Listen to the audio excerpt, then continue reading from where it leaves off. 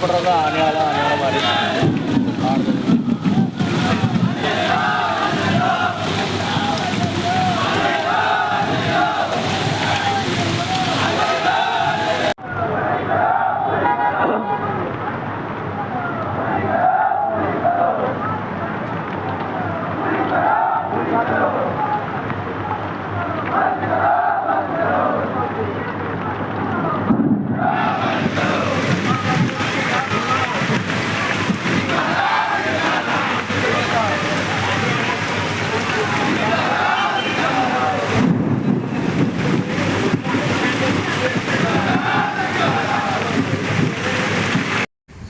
ಎಲ್ಲರಿಗೂ ಕ್ರಾಂತಿಕಾರಿ ಜೈ ಭೀಮ್.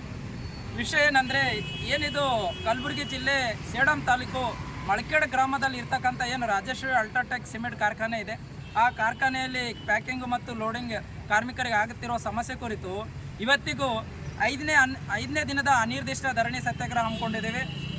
ನಿನ್ನೆ ತಾವೆಲ್ಲ ನೋಡಿರ್ತೀರ, ನಿನ್ನೆ ಇಷ್ಟೊಂದು ಧಾರಾಕಾರ ಮಳೆ ಇದ್ದರೂ ಕೂಡ ನಾವು ಕಾರ್ಮಿಕರ ಜೊತೆ ನಿರಂತರವಾಗಿ ನಾವು ಹೋರಾಟ ಮಾಡ್ತಾ ಇದ್ದೀವಿ. ಇದು ಕೇವಲ ಮಳೆ ಅಲ್ಲ, ಏನೇ ಬಂದರೂ ಕೂಡ, ಬಿರುಗಾಳಿ ಬಂದರೂ ಕೂಡ, ಏನೇ ಆದರೂ ಕೂಡ ನಾವು ಕಾರ್ಮಿಕರ ಜೊತೆ ಎಲ್ಲಿವರೆಗೂ ಅವ್ರಿಗೆ ನ್ಯಾಯ ಸಿಗೋದಿಲ್ವೋ ಅಲ್ಲಿವರೆಗೂ ನಾನು ಕಾರ್ಮಿಕರ ಜೊತೆ ನಿರಂತರವಾಗಿ ಹೋರಾಟ ಮಾಡ್ತೀನಂತ ಈ ಸಂದರ್ಭದಲ್ಲಿ ಹೇಳೋಕ್ಕೆ ಇಷ್ಟಪಡ್ತೀನಿ.